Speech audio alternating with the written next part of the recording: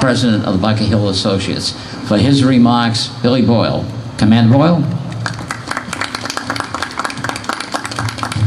Thank you, Jimmy. Clergy, distinguished guests, distinguished color guards, and you, the people out there. On behalf of Post 26, I bring you greetings from the officers and members, and I want to thank everybody for coming. Give you a little background on our principal speaker for the day. John W. Bates III is the commander of the Department of Massachusetts Sons of Union Veterans of the Civil War. Commander Bates is a descendant of John Jones Wright, who served in Company H of the 22nd New York Infantry during the Civil War. He has had a keen interest in Civil War history since the early 1960s, when as a boy he learned about the Civil War during the 100th anniversary observance and from his grandmother, who would relate family stories about John Jones Wright and the Civil War.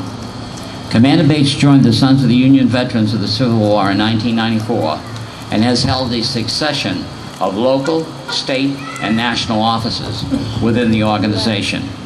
He is currently serving in his second term as Department Commander for Massachusetts, as well as Commander of the New England Regional Association of the Sons of Union Veterans of the Civil War, a group made up of Sons of the Union veteran leaders of the 6 New England states. Good afternoon to all, and thank you again very much for being here. At this memorable occasion, I am honored and privileged to represent the SUVCW, the Sons of Union Veterans of the Civil War. As direct descendants of the Grand Army of the Republic, we are charged with keeping alive their memory, their sacrifice, and their history. Today, we stand in the shadow of Charlestown's history, the Bunker Hill Monument, the pride of our Navy, the USS Constitution, and the memorial that brought us here together today, 12th of April, 1861. For on this very day and date, at nearly this very hour, 141 years ago today, the Confederate Army of Northern Virginia, commanded by Robert E. Lee, surrendered to the Army of the Potomac, commanded by General Ulysses S. Grant. It was a milestone and an epiphany to our reunited country. This great experiment in government had survived a terrible civil war.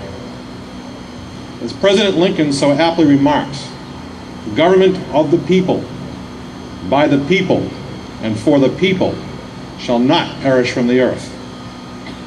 This great victory that was achieved came at great sacrifice. The old and young, men and some women, paid that price in blood with their lives. It was a supreme sacrifice. On that very day in Washington, D.C., an inscription was put on the U.S. Capitol that read, "The only national debt we can never repay is the debt we all owe to the victorious Union soldiers."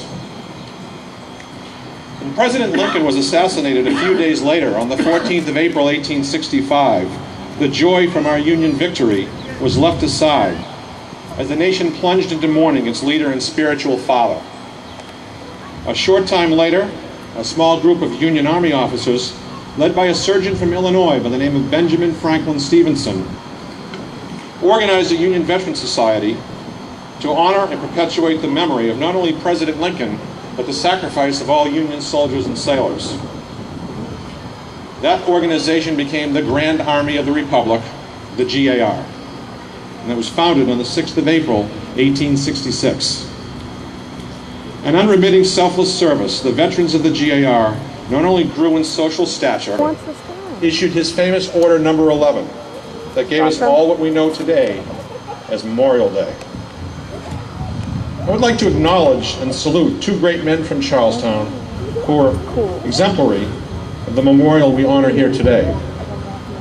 John Hardy Brown, previously mentioned, a captain who commanded Company D of the 12th Kentucky Volunteer Infantry.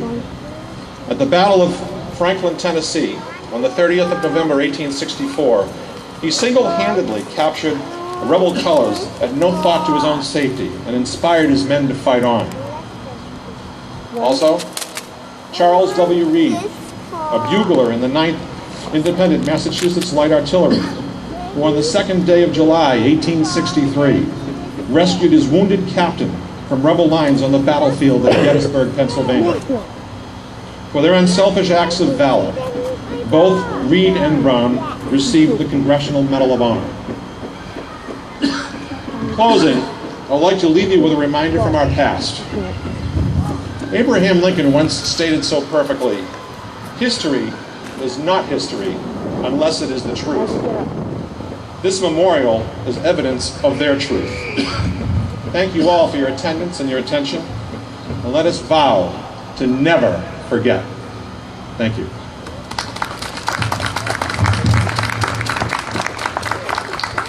Thank you very much, Commander Bate, for your excellent remarks. Another little note of history. As the chairman of the Board of Trustees of the Chelsea Soldiers Home, we had some historical checking on over the last few years. We found that the Grand Army of the Republic, some of the leaders of the Grand Army of the Republic, and some civic leaders in Charlestown formed in a home down by Thompson Square, and out of their planning meetings, the Chelsea Soldiers Home was established. So Charlestown has another first.